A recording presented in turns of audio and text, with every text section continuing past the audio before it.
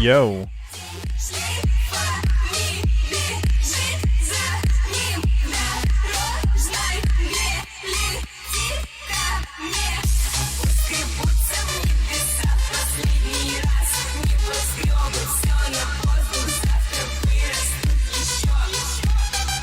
Hey, how's it going, everybody?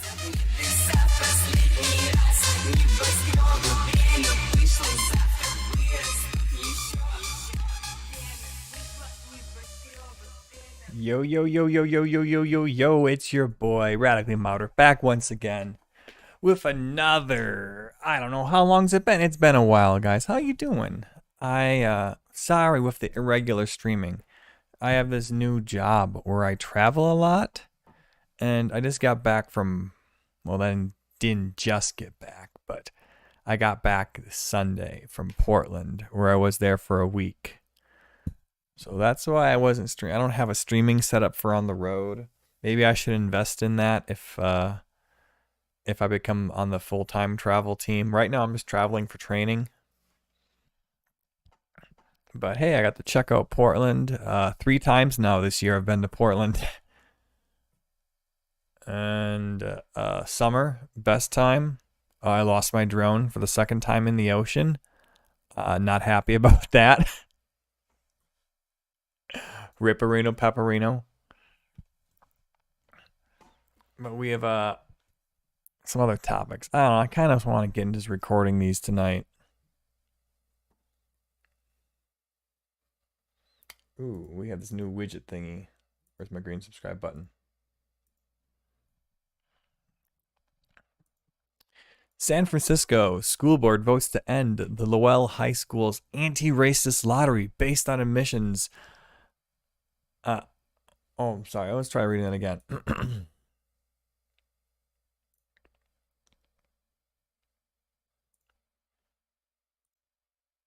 San Francisco, the school board votes to end Lowell High School anti-racist lottery-based admission system after grades collapse. You gotta be kidding me. I'm gonna have cats really clawing at my door.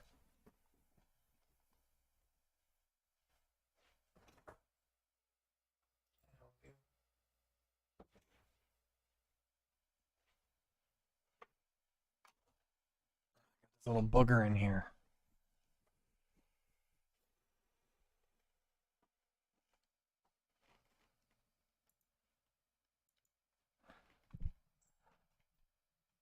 So what happened here?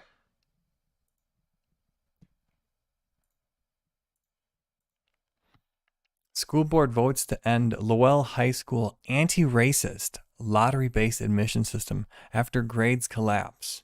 Huh, that's weird.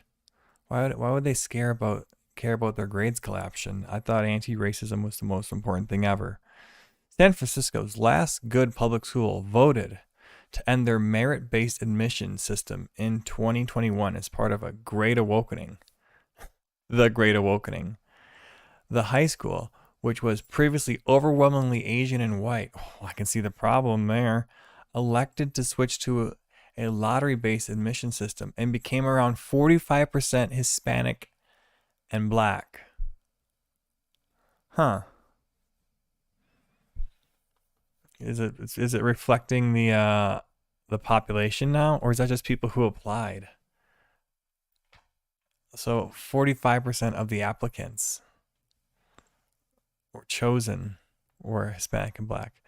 The previously top-performing school saw grades quickly collapse, with 25% of freshmen receiving a D or F in the fall 2021 semester of legal instruction. This ultimately led to the ouster of 3 school board members.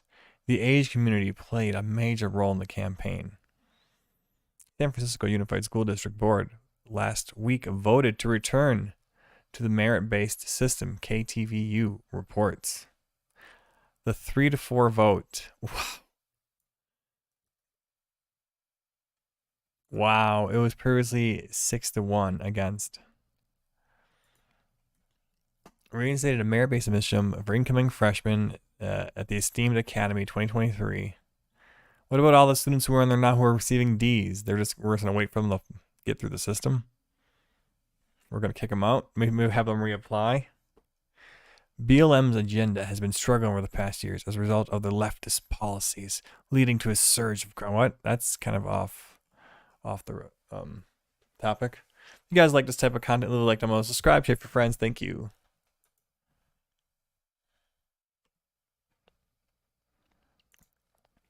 In other degeneracy news, nude adults flash their genitals at children during Seattle Pride March. Police says it's permissible.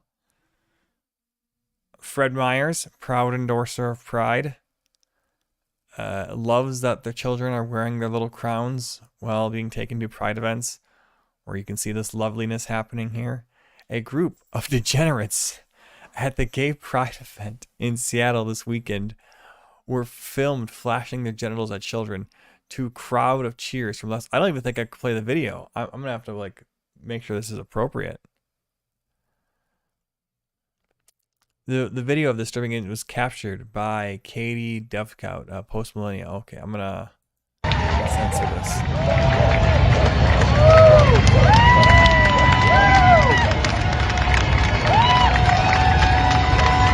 In case something inappropriate happens, I'm making sure it's clean. Well, there are kids there. Okay, yeah, there's just a group of kids there. Okay, now this is the graphic part. Oh my God, we probably can't. Naked bicyclists circling in front of a crowd of large children.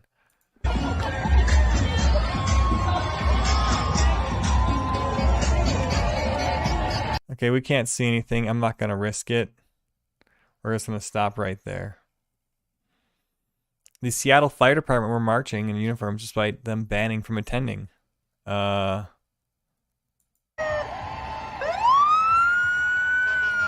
who cares, bro? It's Pride. You can't have a parade about the fire department there, okay?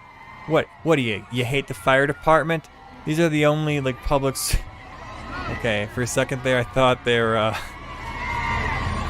I mean, shooting out stuff like that's pretty erotic at a pride festival. Jesus. Yo, Sean Stryker. AJ had to censor. I know. Yeah, man, it's disgusting. Things to come, all are good. Believe in Christ and Christ is God. They just start barking at people. It's like, and we're just gonna make animal noises. Dude, that realize how stupid they look. Oh man, do you think we have video? If we had cameras back in the day, we would have videos of communists kind of just wailing like this at fascists in like the communist era Germany. Just going at other Germans. What the hell is that? Oh, we can't even show this next one here. Twitter's flagging it as unsafe. Dozens of nude pride attendees are playing in the fountain in Seattle Center. A man sits next to his young girl explodes his genitalia. Disgusting. Okay, in other news, pride events are full of degeneracy. Did you guys know that? Child abuse. A woman forces boy against his will. Well, I mean, come on. Okay, hold on. Listen, we can't be saying stuff like forces kid. This is what parents are allowed to do. As you're a parent, you're allowed to force your kid to do things. Your kid doesn't want to do their homework or eat their broccoli either, but we force them to do that. Okay, so. But there's a line between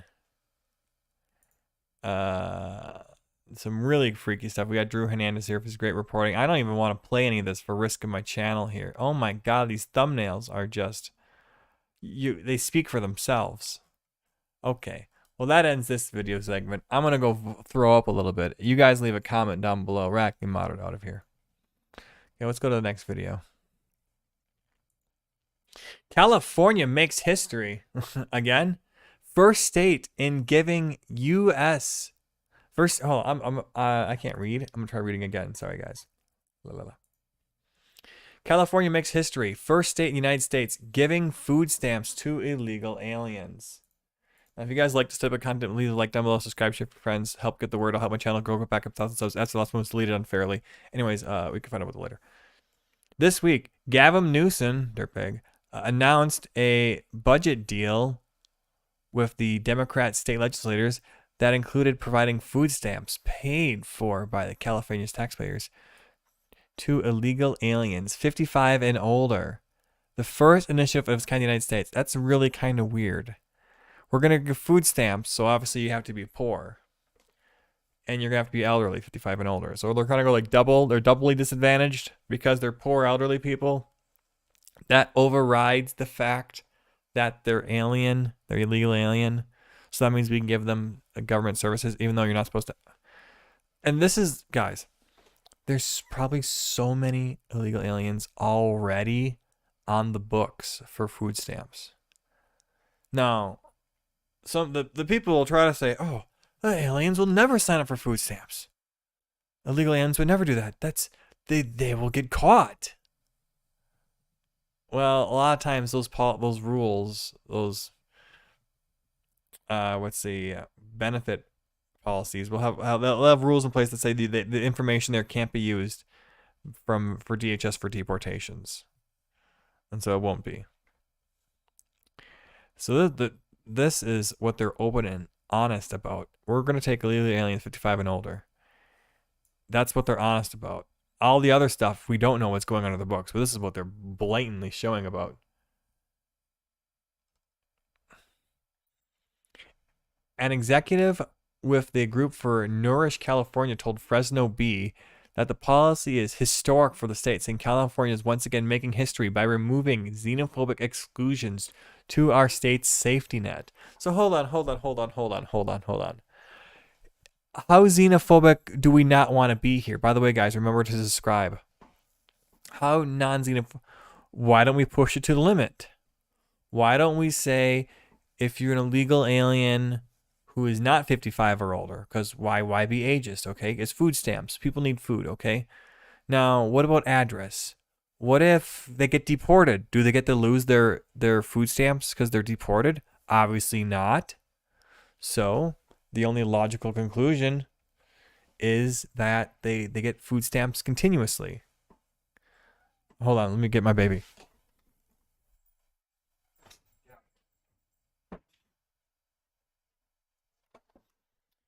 So, once they're deported back to Mexico, they keep getting their food stamps, is what I'm proposing here. I'm the ultimate progressive here. And by natural extension, why not have people who just skip the process of coming over the border and just all Mexican citizens can just apply for food stamps, and then we just give it to them, paid for by the taxpayers. It's an idea. The expansion of California's Cal State Food Stamps program will cost taxpayers about $35 million for 75,000 illegal aliens who are expected to enroll every year. And offering taxpayer-funded health insurance to its entire legal alien population, the largest in the nation, is expected to cost them $2.4 billion annually. Well, hey, they voted for this, so what do we care? If you guys like this content, leave a like and subscribe to your friends. We are busting through these. Okay, now to lighten the mood a little bit. The memes, guys. Have you heard about this stupid Cassidy Hutchinson testimony? She's testifying based on hearsay. So someone else is reporting, someone else's story. Someone told her I don't know where she got hold of, but she's saying hearsay in Congress under oath about all this that Trump tried lunging. Okay, I don't even understand the mechanics of the claim here, because she said that Trump tried grabbing the wheel of the beast, the vehicle that the president drives, and he then lunged at the driver, which I don't even understand lunging at the driver. But this is we have some video recreations here of what happened. I'm crossing the gate. No, no. Trump lunging for the driver and getting control of the beast. I'm seeing the presidential limo driving across the ground.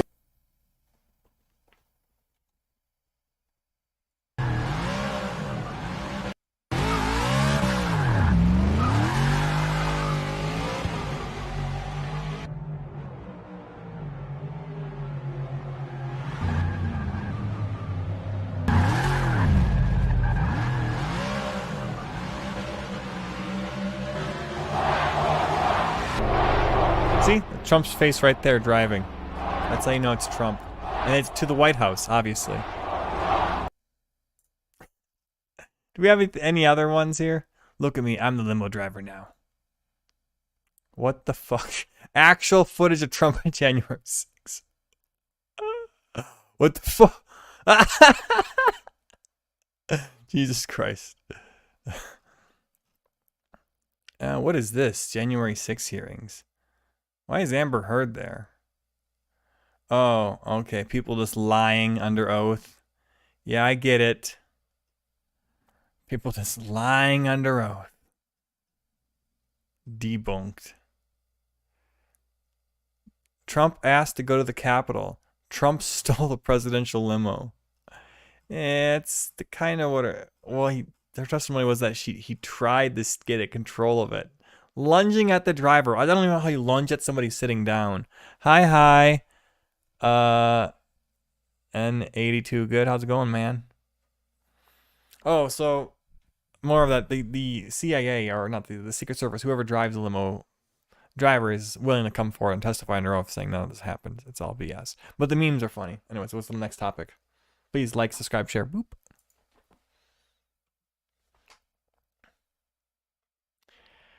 This is filed under WTF. U.S. buys 105 million COVID vaccines for the fall campaign. Bro, this scares the crap out of me, and it should scare you. Why are they buying more doses? Isn't everyone who's wanted a vaccine gotten one by now? What's going on? Is it because they're expiring? Did they go bad? Put them in the freezer. U.S. health officials Wednesday said that they have agreed to purchase another 105 million doses of Pfizer COVID-19 vaccine in anticipation for the fall booster campaign. How aggressive are they going to be at this fall? Bro, they're already calling out for election fortification right here. There's going to be a surge of COVID in the fall. Here it comes. The $3.2 billion deal announced by the Biden administration comes as federal scientists consider how to update vaccines to better protect Americans from rapidly evolving viruses. Federal officials said the agreement includes the option to purchase another 300 million doses. Oh, nice. How lucky, guys. We could purchase up to another 300 million, including a mix of doses for both adults and children. Oh, thank God. First shots would be delivered by early fall, pending decision from the Food and Drug Administration to authorize a new version of the shots. Oh, boy. A new experimental version of the shots. A decision is expected from the FDA in the coming days following Tuesday meeting in which the outside observers recommend modifying vaccines to better target the Omicron variant. Current vaccines retain strong protections against hospitalizations and death, but their ability to block infection dropped markedly with the Omicron appearance. But also, Omicron, isn't it way less deadly? I don't know. Talk to your local health doctor. As always, let's see. Wednesday's anything else? Like, subscribe, bribe. Next topic. Let's read some of these comments here. Driver debunked her. Thanks for asking him. Thanks for. I'm glad to have you guys here. By the way, thanks for showing up. And please click the like button. I really appreciate it. Let's see here. Got a good call with Alex the other day. Ooh. Alex Jones? Question mark. So, I bought a hat that looks like the Indiana Jones hat. My first name is Alex. So I was putting it on and I was like, I look like Alex Jones. So, file this under the government doesn't solve your problems all the time. Churches across the United States are working with homeless charities to construct tiny home communities amid one of the worst housing crisis affordabilities. I need to say that again. Again.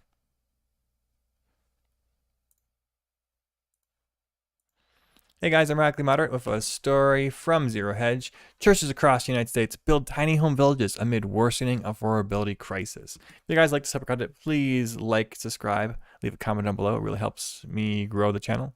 Churches across the United States are working with homeless charities to construct tiny home communities amid one of the worst housing affordability crises ever. AP News reports. Says churches are using spare land to build tiny home communities to accommodate the homeless. Here's some pictures of that.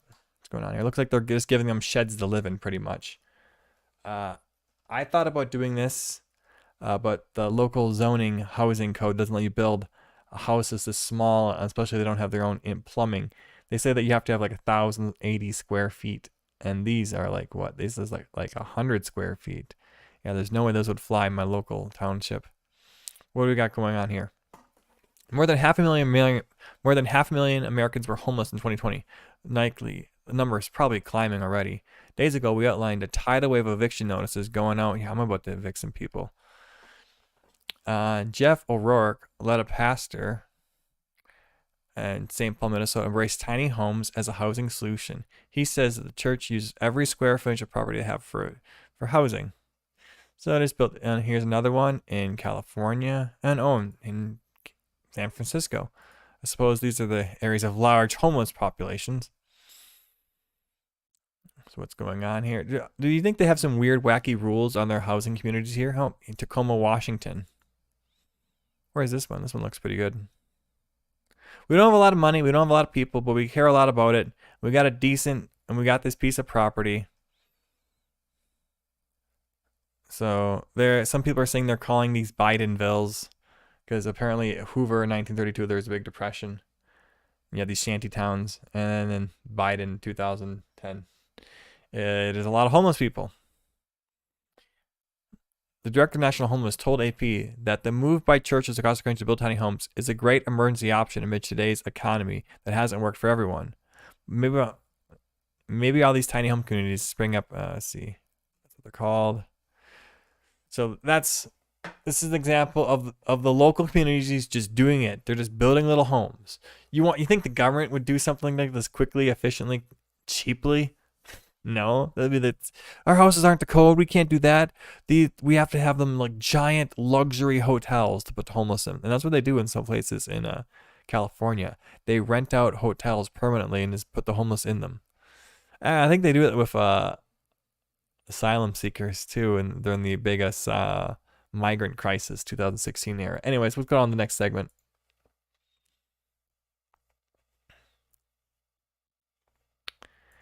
Dr. Fauci took some of his own medicine and it didn't go well. Man.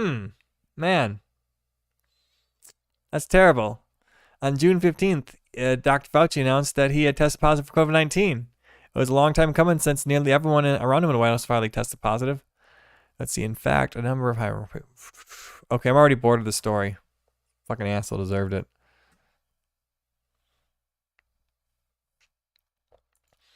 File this one under reminding for salt. Neil Gorsuch to non-Christian kids who don't want prayer in public school. Get over it. Is that what he said? Is that his exact words? Get over it?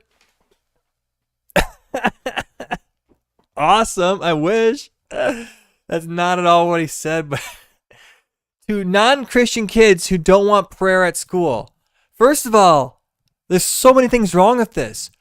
You can be a Muslim and still pray at school. What about Muslim kids who want to pray at school?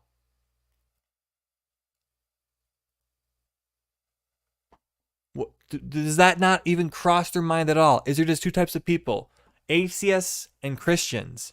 And all these non-Christians just are sick of all these Christians praying all the time in school. They wish they'd stop it. It's so God, this Supreme Court case, I was listening to it. In fact, we're okay, we're bringing up the Oyes. Oh boy. This was Kennedy versus the Birmingham School District. You guys want to hear some shizzle nickel. All right, you guys. So, Mr. Chief Justice, and may it please the court, when Coach Kennedy took a knee at midfield after games to say a brief prayer of thanks, his expression was entirely his own. That private religious expression was doubly protected by the free exercise and free speech clauses. When the school district fired him for that fleeting religious exercise out of endorsement concerns, it not only violated the First Amendment, but it ignored a veritable wall of this court's precedents that make clear that a school does not endorse private religious speech just because it fails to censor it. As much as the district would like to change the subject, the record is clear that Coach Kennedy was fired for that midfield prayer, not for any earlier practices. And the record is equally clear that the district's sole reason for its actions was out of endorsement concerns, not concerns for band member safety or how many players joined the coach in the prayer.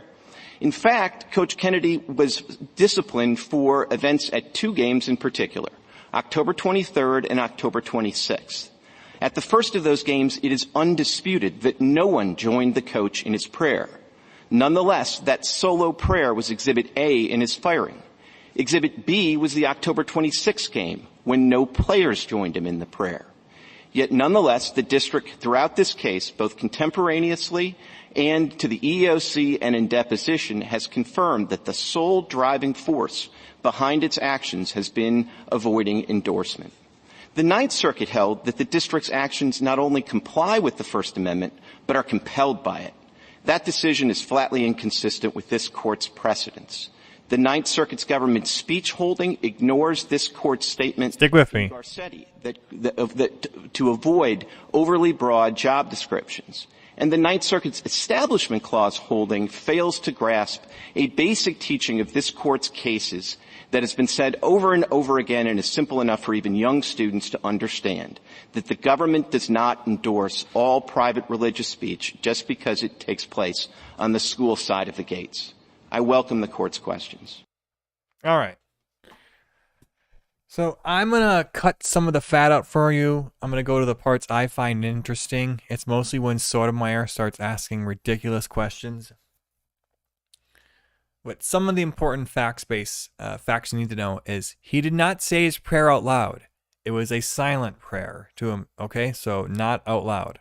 That makes a difference, apparently. So let's jump down to Sotomayor. Because this lady, ooh, wowee. Let's jump right into it. It seems she doesn't understand what's going on here. I have been trying to parse this out in a similar way to Justice Thomas, but let me just give you a certain number of hypotheticals and tell me when it becomes private and when it's still public. A teacher begins each of her classes. Oh, this goes on for a while. With a silent prayer and an audible prayer. You want to skip to it. Now, when I say begin, bell rings, students are coming in, they sit down, teacher says the prayer privately or publicly. Is that within her duties as a teacher? I would think so, Justice Sotomayor. Why? Because it's during instructional time. It's during a time where she has instructional How about duties. before the bell rings? Students are coming in, she's reading the Bible. She's reading it out loud.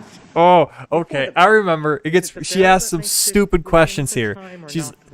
Okay. She starts reading out the Satanist Bible out loud in class. Bell is what makes your first hypothetical a relatively. Just listen to her, okay? As to your second hypotheticals, because I think there's two things there. I think if the teacher were before the bell reading her Bible at her desk, either silently or barely audibly, that would be private speech. That would be protected.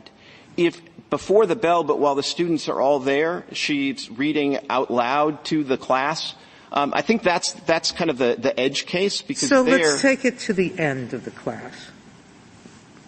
The students are getting up. It is part of everyday life that as students leave, they stop and they talk to the teacher. She gives them some answers to their questions about the lesson. But instead of doing that, instead of waiting for those questions, she decides, I'm going to say a prayer. Is that within her duties is that personal, or is that still something that will be perceived? These are just amazing hypotheticals. We're going to act not what's happening in the case. Justice Sotomayor, I think that's closer to the edge case, and I think what it would depend on, again, first of all, if after the bell rings she's reading the Bible, because she's free to do whatever she wants, and she chooses to read the Bible, and she does it either silently. But she's not free to do everything she wants. She's required, as part of her duties, to be available to the students and answer their questions.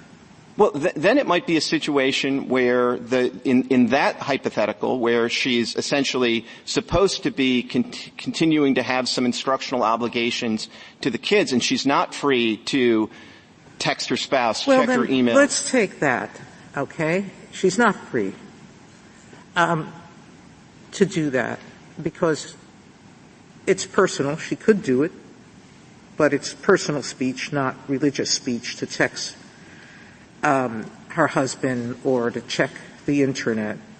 Could she be fired for texting her husband? Of course, right? Well, I think if I'm understanding the hypo right, if it's a neutral rule, doesn't single out religious expression. No neutral rule. This is, if she does something that's private on office hours, this is her employer. Her employer says, that's a neutral rule. Don't do private things when you're working. And she does it anyway. Can she be fired? So that is a neutral rule, as you're explaining it to me. I think that's important to my answer. So I just want to, I just want to make sure that's common ground. It's a neutral rule that you can't do anything private. But why does it have to be a neutral rule? Meaning, and this. Because what she's really asking is, why can't we target religion? This is why I'm getting to this example. It's amazing. She's on duty. She's on duty in the classroom. And the duty is not from the beginning of the bell to the end of the bell. The duty is while she's in the classroom. So why can't an employer tell an employee what they're permitted to do, personal or otherwise, during that time? Personal. And I ask this question because I'm analogizing it to this situation. I found it odd in your brief that you just kept saying the coach wasn't on the field during the game. But I have a dozen or more statements by your coach telling and admitting that his duties as coach weren't just during the game. He had an obligation to remain behind for 2 hours after the game finished. That was part of his duties. He had a duty to make sure that he escorted all the players off the field. I agree, Sean. He had a duty to make sure the other team got off the field. He had a duty to do a post-game wrap-up, both with the players and the coach. He had a duty to clean up. Okay, here we go. To make sure that the gym was left in good order. So I guess what I'm asking is, She drops a Nazi if bomb. you had all these duties and your employer says to you, these are the duties that you have, and that's all I want you to do, why can't it choose to say, and the one duty I don't want you to do is to do this one because you are an example to your players. You admit that that's part of your duties. If it's not part of his duties to set the example the school wants, why can't the school fire a coach who decides to put a Nazi swastika on their arm and go to the middle of the field and pray? If someone comes up and says, that's part of my religion, What religion is this? We just worship Nazis. We just put on could the school they say put no on to that? swastikas and we worship Hitler. What? What religion is that? Sotomayor, I think there were maybe 3 different hypotheticals there. And I'm gonna She try thinks to deal people with them as worship best I can. Nazis. If somebody wants to have sort of a Nazi emblem, but it's not religious. Assume then it's religious. But if it's not It's religious. Assume it's religious. I'm happy to assume it's religious. If it's religious, It's my religious Nazi symbol. might be, if it's claimed to be religious, that might be one of the rare cases where you question the sincerity of the religious belief, because I'm not really aware of that religion myself. But assuming it's a sincere religious belief, there's no basis to discriminate on the basis of religion. And so the school might have to address that through a neutral policy, avoiding disruption. And if it's a neutral policy and doesn't single it out because it's religious, then that's something that would be evaluated under Pickering. He's a great lawyer. Mr. Clement, what if the activity on the right, field so this did guy not talks for a consist of while. this kneeling down, We'll go brief back to Sotomayor, though. She's a wild one. standing up on the 50-yard line, arms outstretched, Keep posing. engaging in audible prayer? Is your analysis and answer still the same? It's not exactly the same, Mr. Chief Justice. I think the difficulty with the sort of audible prayers or some of the practices that the coach candidly admitted he engaged in previously. Let me pause this for a second. I listened to all of this, so you guys don't have to. Was Kagan the other one? Is Kagan? Oh, no, Breyer. Breyer was the other one. Breyer and Kagan. All right, Breyer. Here we go. So if they came up with a neutral policy that tried to deal with that situation, I think you would test the neutral policy based on Pickering. I think if they tried to adopt the neutral policy for the sole reason of stopping the Our Father, I think that's a case where you'd say, no, that's pretextual. One of my problems in this case was the parties seem to have different views of the facts. So I'd like to get this may be a case about facts and not really much about law. And that's why I wanted to try this. I'll list 6 facts that I got out of the record. And just tell me if they're right or wrong. That's all. If you want to say they're wrong, I'll go back to it. You want to say they're right? Good. I don't have to go back to it. Right? All right. Okay. Okay. One. For a long time, Kennedy would go after the game.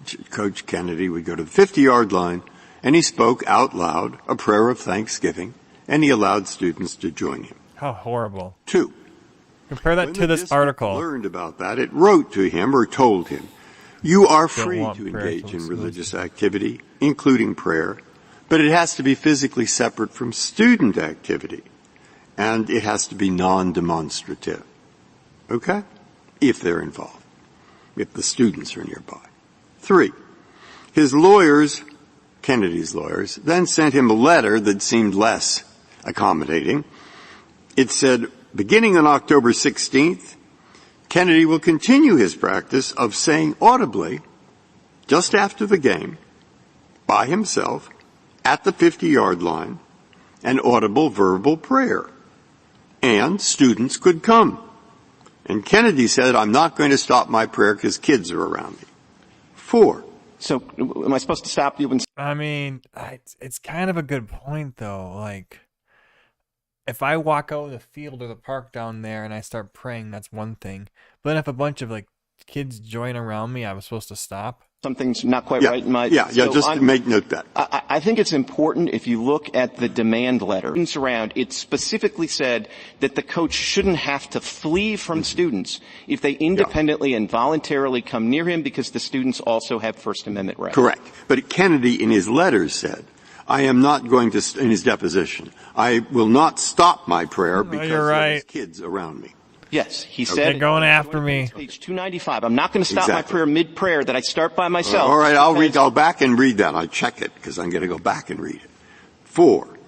He then advertised his plan to pray at the 50-yard line at the October 16th game, and the media all found out about it, made a big deal about it, and he was surrounded by players and a large number of spectators who rushed to the field. Oh, that's so horrible. And that's on October 16th. October 16th. Important to note that the only players that joined him on October 16th were players from the opposing team. Okay, it's opposing team. Got it.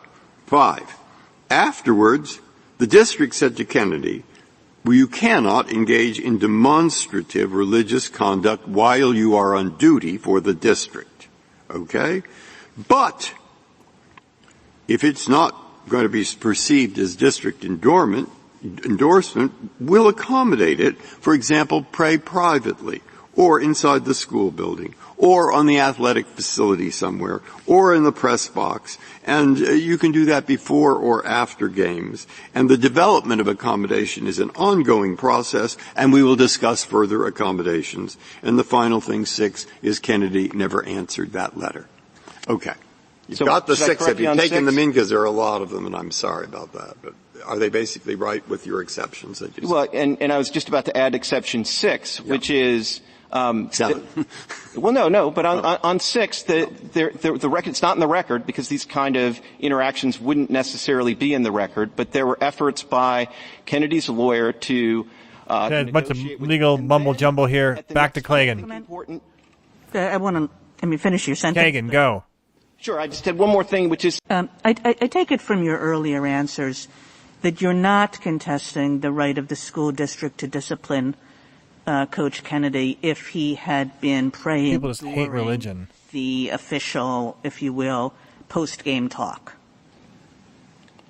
I think that's right. We don't take an issue with that. So that's like if he were praying, if he were a math teacher and he prayed in math class, same. If he's a coach and he prays during the post-game talk, that the school can discipline him for. That's right, because it would be government speech. Just briefly, why? Because it would be government speech. Well, I don't really quite know why that's the operative question. Really, why? Why can the school discipline him? And I'm going to just sort of suggest and find out whether you agree. When I was in youth sports, if you look at our... I think we prayed, and it may have been illegal. prayer cases, the idea of why the school can discipline him is that puts a kind of I totally felt pressured. kind of coercion on students to participate in religious activities when they may not wish to, when their religion is different or when they have no religion. Is that correct? So, look, I think it's simpler than that, quite frankly. But I didn't complain about it and sue anybody. I just went with the flow. Is just not getting to the heart of what we care about, what our cases have long cared about in thinking about these questions, which is coercion on students and having students feel that they have to join religious activities that they do not wish to join, that their parents do not wish them to join. So I do think it really is as simple as the government speech, but I also want to be clear, again, as we're talking about the record here, this is not a case where the government took action because of coercion. Okay, long story short, he says the school says that the school, the part of their settlement agreements was like, hey, you can go leave after a game to go pray. And then he said, well, because the school is giving him permission to leave and do his prayer, that means he wasn't that important and vital. Therefore, his duties weren't that critical. Therefore, he should be allowed to pray even at the 50-yard line rather than at the hiding in a bus somewhere to pray. Anyways, let's go back to this article. Supreme Court handled a 6-3 decision collapsing the separation of church and state on Monday. So you guys heard the discussion in the facts, okay? Now we can hear this article. Ruling in favor of a more sectarian prayer in public schools, Kennedy v. Bremerton asked whether Joseph Kennedy, a high school coach, had the First Amendment right to pray with students at the 50-yard line after games. This is a lie right here. It was more of does he have the right to pray after a football game at the 50-yard line? Okay? Does he have that right to go to the 50-yard line and pray? No, this with students part is a lie. Because the with students is kind of, as he states, if he starts praying by himself and a bunch of people walks over to him, does he have to stop praying now because they're students? It's really deceptive. According to some teammates, this practice coerces players into practicing Christianity at school for fear of incurring the coach's disfavor. I call BS. Nonetheless, Justice Neil Gorsuch's opinion for the court found that Kennedy's school violated his right when it asked him to pray in private. These two authors discussed his refusal, Gorsuch's refusal to follow both reality and precedent in a bonus episode of Amicus, Slate, Subscribers Plot. Oh, I have to read this aloud to you guys? Oh my God. There's two narratives in this case. One is that Coach Kennedy was simply engaged in a quiet, private prayer at the 50-yard line and students voluntarily joined him, which is what I said, right? Which is not what this article opened up with. Wow. The other is that Coach Kennedy created a spectacle by engaging in loud prayer circles, which he invited not only the members of his own team, but imposing teammates, individuals who attended the school. So, why can't people pray with him? Well, no, it's more like people wanted to pray with him out of support for him. Anyways, I'm gonna end this article. We're gonna go to the next segment. If you guys like to have a comment, like them, subscribe, share with your friends. This is a podcast. God, what a bunch of assholes.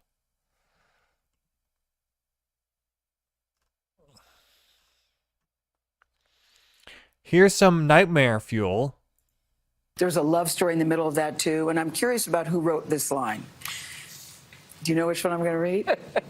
Felt his naked white skin as it slid against her dark, moist body. Both luminous in the afternoon sun, she could feel the weight of him on top of her, lying heavy on her heart. Was that you, Hillary Rodham Clinton? Well, I think it was out of our fertile imagination. Right. The first sex scene either of us has written. That's as far as we were willing to go. Yeah. No Harlequin romance is not going to be in touch. You can put whatever you want in the Telegram. What happens next? Yes, exactly. Yes. No, but I got such a kick out of it. I regret because those I'm words. Thinking, part of me went, oh my. Hillary Clinton's new book has a sex scene in it. Oh my. Well, Penny. yeah, Smart and they're thoughtful. We like that. State of Terror is out in paperback now, wherever you like to buy their books. Now, you can clearly tell they have a great rapport. They had met even before they wrote this book. In 2016, Does she have no politics to run on anymore? Wrote her Why is she putting? about her husband. Yeah. And Louise was very moist body. Felt his naked white skin as it slid against her dark, moist body. What? The hell? Luminous in the afternoon sun, she could feel the weight of him on top of her. What? Lying heavy on her heart. Was that you, Hillary Rodham Clinton? Well. Oh my God. Anyways, a vomit down below. 50 Shades of Cankles. That's the line, man. That is the line. Oh my God. I need to have chat on my video like I used to. Oh my God, that's so funny. 50 Shades of Cankles. That's amazing. Okay, so speaking of vomit inducing, guys, remember to subscribe to this YouTube channel to help me grow back up to 1,000 subs. It'd really help me grow. Let me try saying that again in proper English. Hey everybody, it's Radically Moderate, back with another story here. Please subscribe to help this channel grow, by the way. Last channel was deleted unfairly. Here we have a Jewish mother claims 9-month-old unborn baby is not yet human until first breath.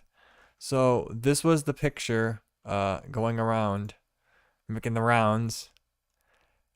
This very pregnant woman here, who hasn't yet aborted her baby for some reason, is making it very clear and apparent that she still could. And that's gross. Not yet a human. Except for the fact that they could deliver it and it would be alive.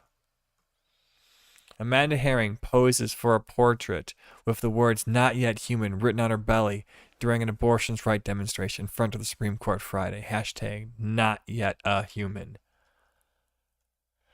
Oh boy. A 9-month pregnant Jewish mother joined activists at the Supreme Court on June 24th to protest overturning Roe v. Wade, where she said her religion teaches that, quote, where life begins with the first breath. It's in the Torah. It's in the Old Testament, end quote. However, Rabbi Menken of the Coalition of Jewish Values, which represents more than 2,000 rabbis in the matter, said such a claim was not accurate. CNN and NBC reported that Amanda Herring, 32-year-old self-described Jewish educator, showed up at the pro-abortion protests in front of the Supreme Court last Friday with her 1-year-old son and the words "not yet human" written inked across her very pregnant stomach. She told NBC her due date was the next day. The next day was that's the 25th, because this photo was taken on the 24th. Oh my God. I feel it's important for me to be out here and let everyone know that religion says life begins with the first breath. It's in the Torah. It's in the Old Testament. Herring, co-founding the business Gold Herring, plug, whose website says we make immersive products that deepen your connection to Jewish wisdom and culture. She's the manager of Jewish life and learning at the Adlovich DC Jewish Community Center. We spoke of her via email. I wrote what I did on my stomach to make clear the difference between an existing life mind and one not yet a full person, but being part of the mother. In Jewish teaching, life begins at first breath. It's found in Genesis and in countless legal codes from the ancient rabbis that discuss at length what they do in circumstances where the mother cannot continue the pregnancy to continue due to potential harm of her health and mental health, physical mental health. It is a serious issue as pregnancy is part of you like removing a limb, but is not yet human.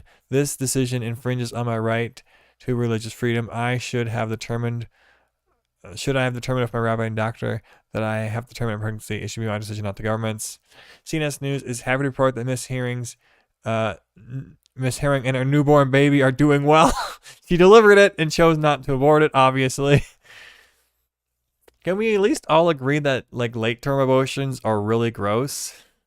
Rabbi Menkev, managing director of Jewish Coalition, told CNS News, "It is not accurate to say that it's unconsidered a life at birth, because we know in the Rebecca in the Torah was that the different natures of the twins, Jabbok and Esau, explained what was going on in the uterus, and Jeremiah was told that he was sanctified from the womb." Rabbi also made an argument from the Jewish perspective of Jewish law, which has a total prohibition on any violations of the Sabbath except to save a life, and that in the event of a dying mother or one who has died, allowing to perform a C-section on the Sabbath. So okay, you can use tools and stuff.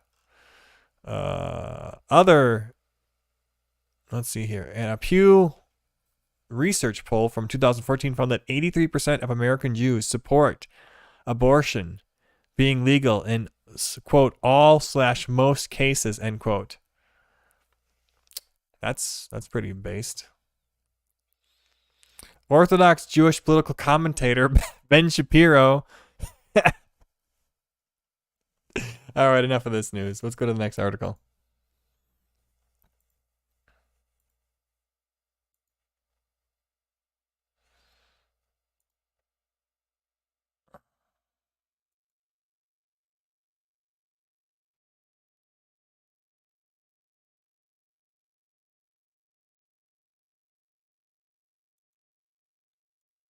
From Vox.com.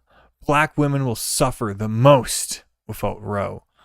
Black women seek abortions at the highest rate and will face greater rates of maternal mortality without the right to choose. My body. United States is now the only country without a legal right to an abortion. In this new reality, black women will suffer the most. I saw this other article. It's like, women will suffer. How losing your right to abortion will make women suffer through pregnancy. And it's just like, geez, you guys make pregnancy sound so horrible.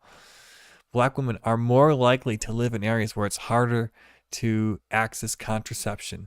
They get abortions at the highest rate. Let me start this article over again because this is important news. Black women will suffer the most without Roe. Hi guys, I'm Radically Moderate, and this is a seriously super important news. Leave a like, comment down, subscribe down below, help this channel below grow after the last one was unfairly deleted. Yeeted, like these babies here. United States is now the only country without a legal right to abortion. Dun, dun, dun. In this new reality, black women will suffer the most. Black women are more likely to live in areas where it's hard to get access to contraception. They get abortion at the highest rate compared to women of other races due to highest rates of unintended pregnancy. Pregnant. The factors that lead black women to seek abortions are present from the day they are born, passed down from mothers who face similar plights. Those born into poverty are less likely to have access to health care, let alone reproductive or maternal health. When it comes to black women, when some black women are able to seek care, they face medical racism. For centuries, black women have fought for autonomy over their bodies against government-sanctioned abuse from intimate partners. The end of constitutional right to legal abortion makes that fight harder. State-level abortion restrictions have already taken effect in at least 8 states, and a total of 22 states have 22 states that have laws that impose very strict restrictions on abortions. Those states are home to 39% of the U.S. population and about 45% of black women and girls under age 55. Look at how they stretch these numbers here, though. Hold on there. Wait a second. These states, these 22 states, are home to 39, so let's say 40% of the U.S. population, okay? And then they go on to say, because hold on. These states are home to 40% of the U.S. population. That counts males, though. So let's cut that number in half. 20% females. So 20%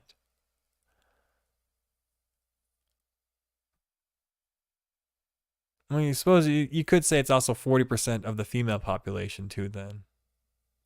Total female population. And then they go on to say 45% of black women and girls under the age of 55. So really, girls under the age of 55 already include black women so girls under the age of 55 are the only people who really need abortion. But then they go on to say, and black women. So this counts elderly black women, which don't really need abortion rights. So they kind of pad their numbers here by saying girls under the age of 55 and elderly black women. But they just say black women and girls under the age of 45 to get this number of 45%.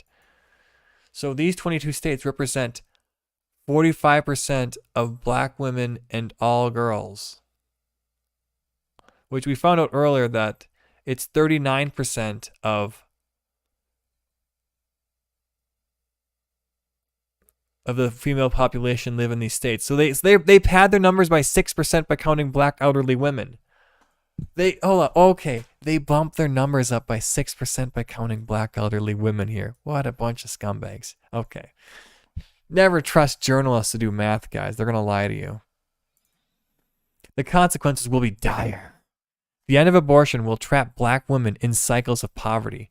Man, if only there was something they could do. I don't know what this journalist is saying. Is she saying that these are just animals? They just can't stop themselves from breeding like dogs? Consequences will be dire. It'll trap black women in cycles of poverty. There's nothing we can do.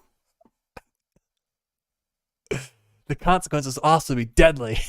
Black women have the highest rates of maternal mortality and pregnancy complications, and those risks will only increase if more black women have to carry unwanted pregnancies to term. Here's how the numbers that show how alarming the situation is. Black women are nearly 4 times more likely to have an abortion than white women. Black women make up a larger percentage of all abortions performed.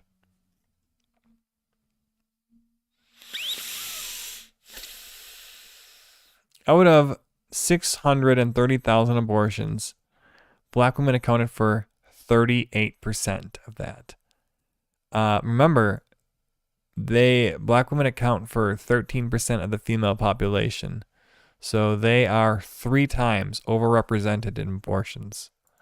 By comparison, white women make up 1/3 of all abortions, which is underrepresented by half.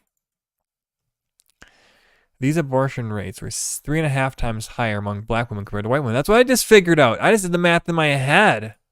God, imagine if I was a journalist with a calculator. This disparity can be explained by inequalities in a range of unattended pregnancies. Black women are more likely to live in contraceptive deserts. Contraceptive deserts. Well, wait till that gets worse, baby. And according to one report, black youth, low-income youth, and girls from single-parent households were less likely to get formal sex ed. Black youth were more likely to receive abstinence-only education, which is ineffective and stigmatizing. Where's this quote from? And it should be stigmatizing. It's bad. It ruins your pair bonding. Do you not read the studies? Hey guys, having AIDS is stigmatizing. Well, it's also because it's bad for you. Don't stigmatize getting liver disease, but it's bad for you. All right, I'm getting sick of this article. If you guys like this content, leave a like down below. Subscribe, share with your friends. Yo, Sarah, what's up? I know, right? It's actually saving black babies. Hold on, guys. We need to learn about how the U.S. medical system is still haunted by slavery.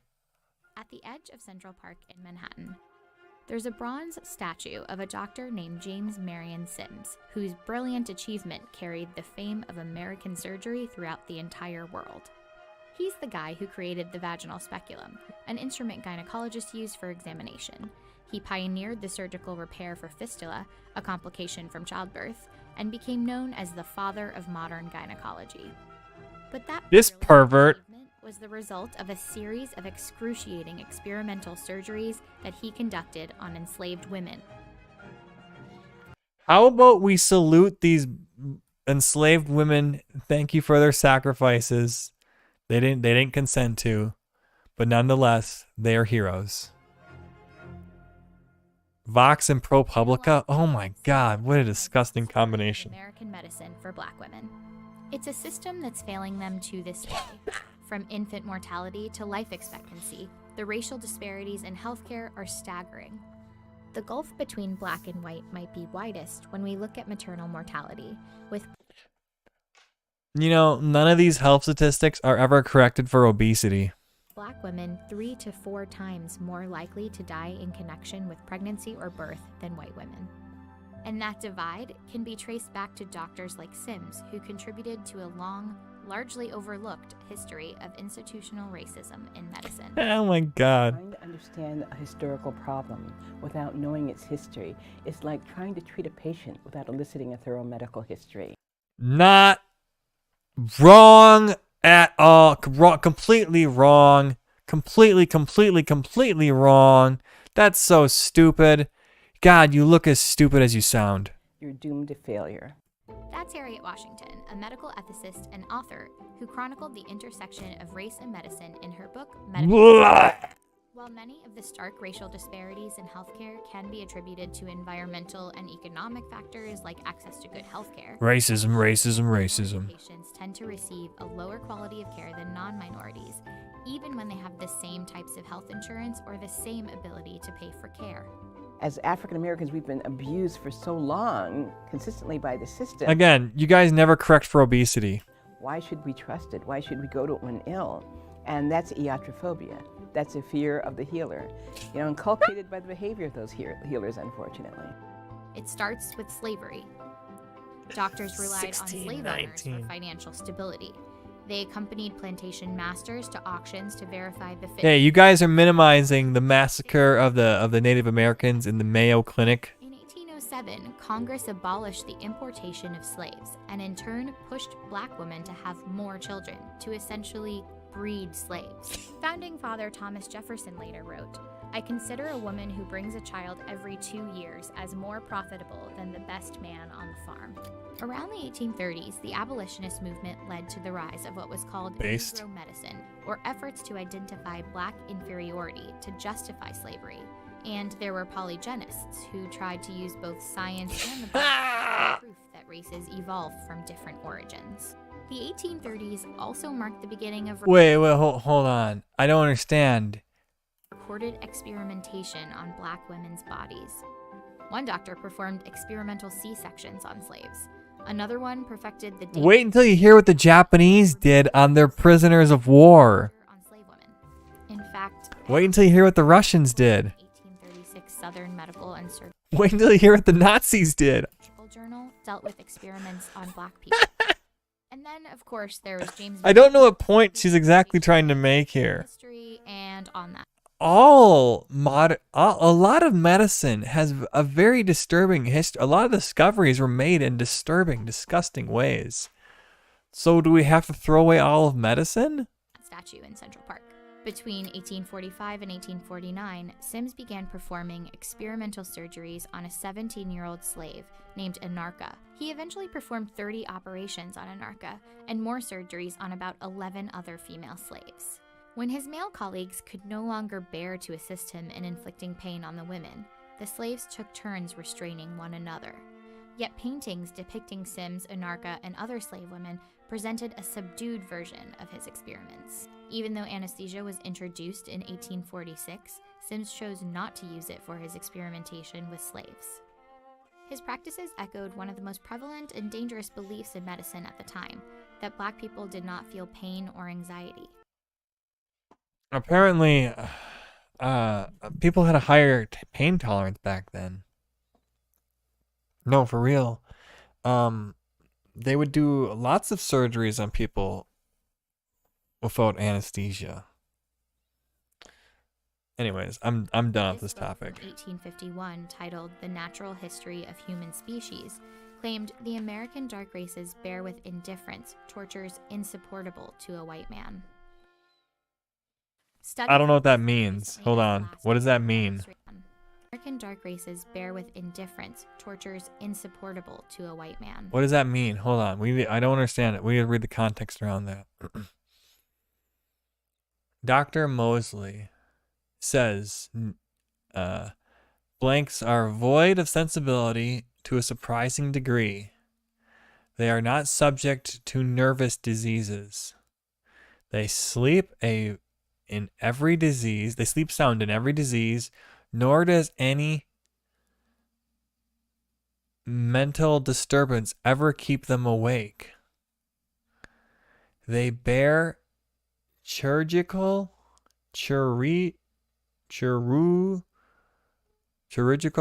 operations much better. Surgical. Okay, they spell it weird. They bear surgical operations much better than white people. And what would be the cause of insupportable pain to a white person? Can almost disregard. Oh my God. The American dark race bears with indifference tortures insupportable to a white man. Okay. It is not impossible, says Van Arminge, that the increased coloring matter from the skin protects the subject's nerves to a greater extent from external. Oh my God. What is this book? We might have to read it sometime. The Natural History of Human Species. A bunch of pseudoscience in here. Bear with indifference tortures insupportable to a white man. Studies released as recently as last year demonstrate that black people are less likely to be treated for pain, particularly in the ER. There's even one from a children's hospital that found the same to be true for kids. And just this year, Pearson Education, a leading educational publisher, issued an apology and recalled nursing textbooks that included racist stereotypes, like this section that said black people often report higher pain intensity than other cultures.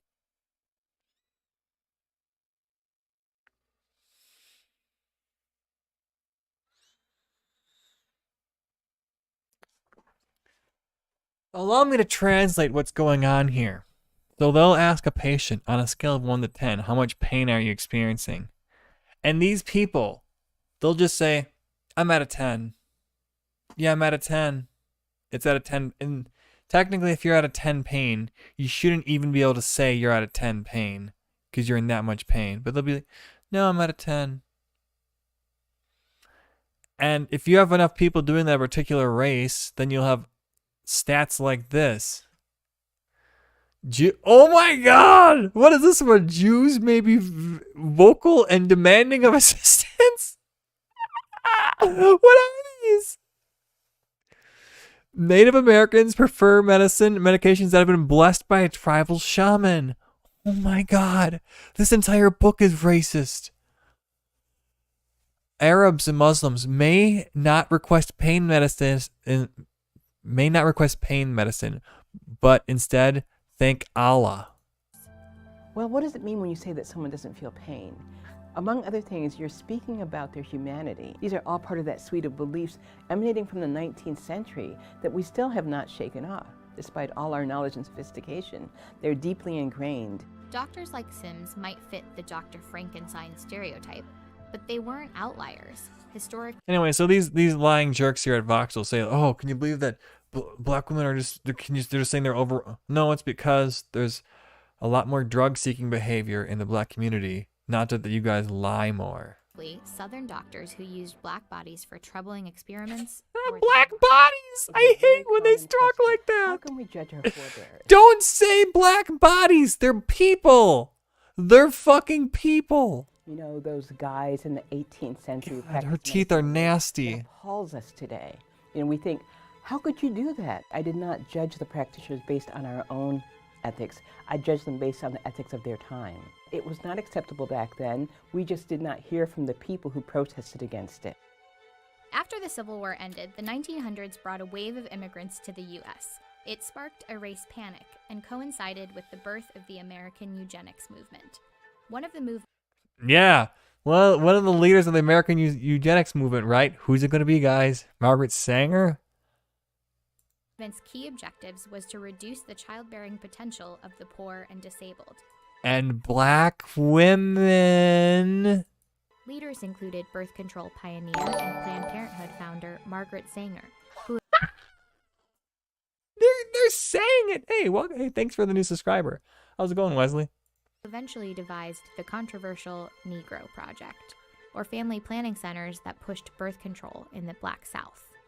It was a project that even garnered support from W.E.B. Du Bois, a founder of the NAACP, who wrote that black people bred carelessly and disastrously.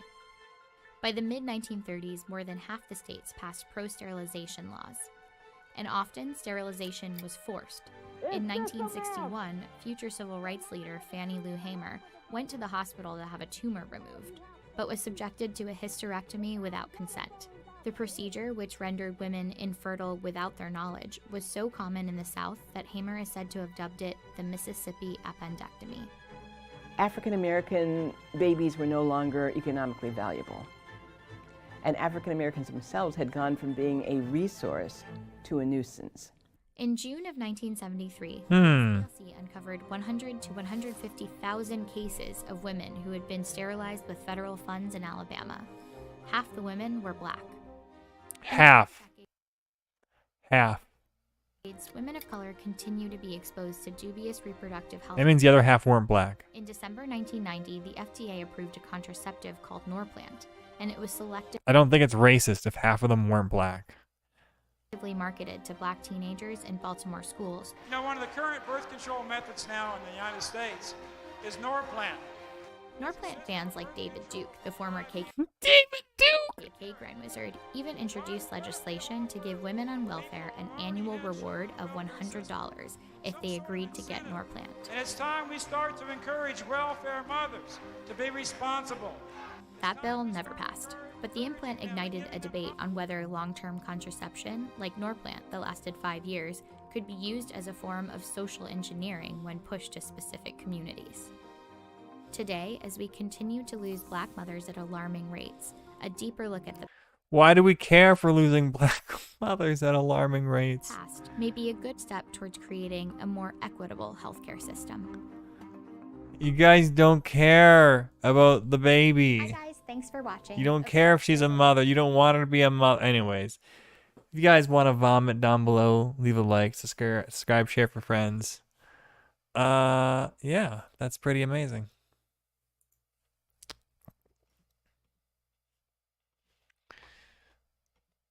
Oh my god.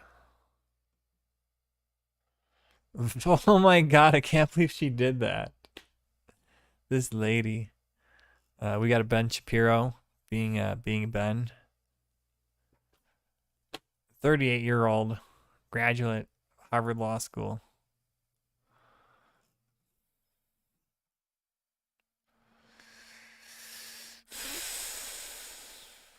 Okay. Do we have anything else to cover?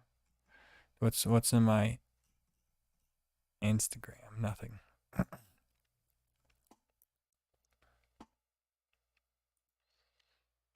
This is a old article, a old job posting, but I want to recover it up here. Cover it. We're gonna end the show. We're gonna end the show soon, but stick with me here. Look at this job posting I found on Indeed. Climate Justice Organizer. From the organization Mothers Out Front. Wait, can we still search that? Mothers Out Front? Do they have any jobs? Mothers Out Front is a dynamic social impact organization with ambitious goals to address climate crisis.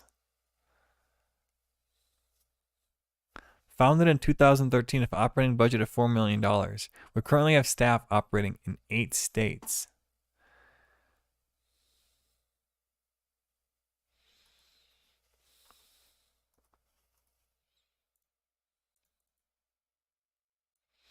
Oh, here's a job posting for a climate justice organizer for Mothers Out Front.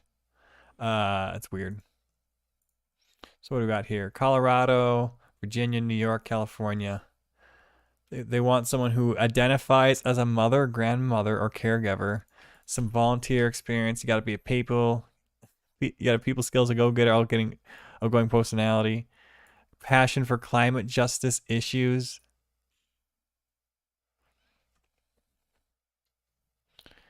I'm bored of this issue. Hey, Swirly, stream more. I will stream more. Promise you. I've just been traveling a lot.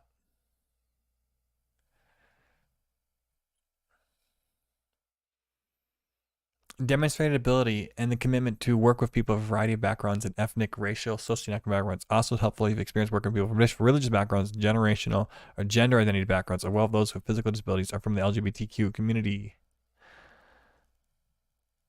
$40,000 a year. Give me a cover letter. Please apply. How do you align with the GEMA's principles? What? I don't even know what that is.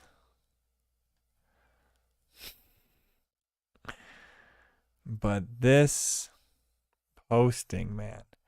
Next time you think there's people who are organically marching around, no, they're paid organizers.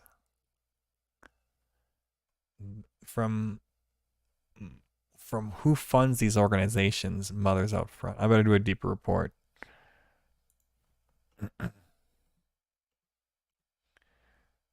All right, let's play a nice little gangster beat. What is this?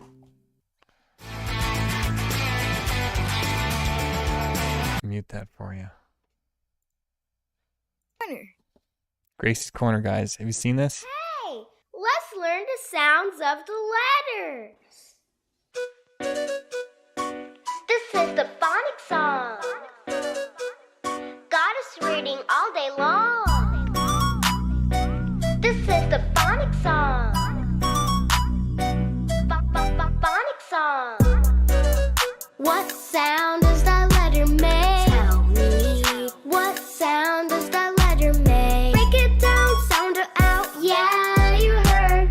Put the sounds together, now we're reading words. A says ah, ah, ah, ah, ah, ah. Then they literally go through the entire alphabet. It's actually kind of brutal. Kai. L says la. Okay. All right, I think we'll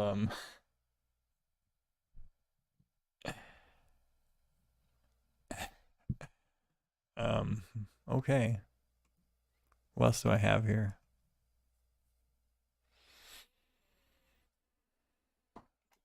Can you have that video? Yes, they did, Swirly.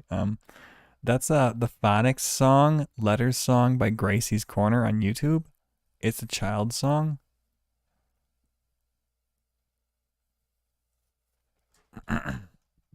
It's on my Telegram. My Telegram's in the description.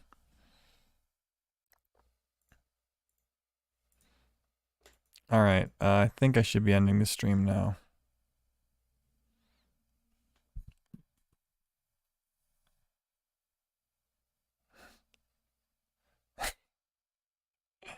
Five viewers. Feels good to be streaming again. Thanks for joining me, you guys. I'll try to do this more often. I just have a job where I have to travel a lot, and I've been really inconsistent, and I moved, and I'm selling a house, and I'm buying a house, and I'm going back to college, and I'm trying to program a video game. And oh man, I lost my drone in the ocean. I'm so upset about that. I don't know why the fuck why my drone fell in the ocean. It's such bullshit. I think a seagull attacked it. I don't know why. It just went in the water. It was like 300 feet in the air and then just tumbled down. Man, I'm upset. My fucking drone. All right, I have to go to bed now. streaming sometime in the future. Hopefully within like 3 days. That'd be the goal. If I could stream within like today or tomorrow. Talk to you guys later. See ya.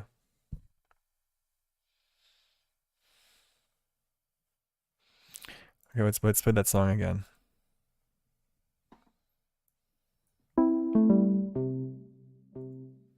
Kenyon, take one. Comment, Mark. Outro song. I'm feeling happy. I'm feeling returning to Mac. I think that's the greatest. Gracie's Corner. Hey, let's learn the sounds of the letters. This is the phonic song. Got us reading all day long. This is the phonic song. Phonic song. What sound does that letter make? Tell me. What sound does that letter make? Break it down, sound it out. Yeah, you heard. Put the sounds together, now we're reading words. A says apple.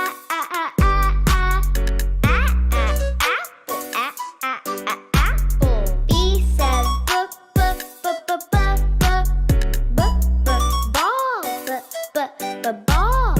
What sound does that letter make? Does that letter make sound? Does that letter make? Does that letter make sound? Does that letter make? Does that letter make sound? Does that letter make? K says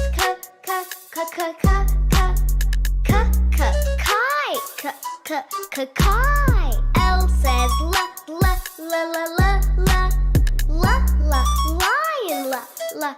lion. M says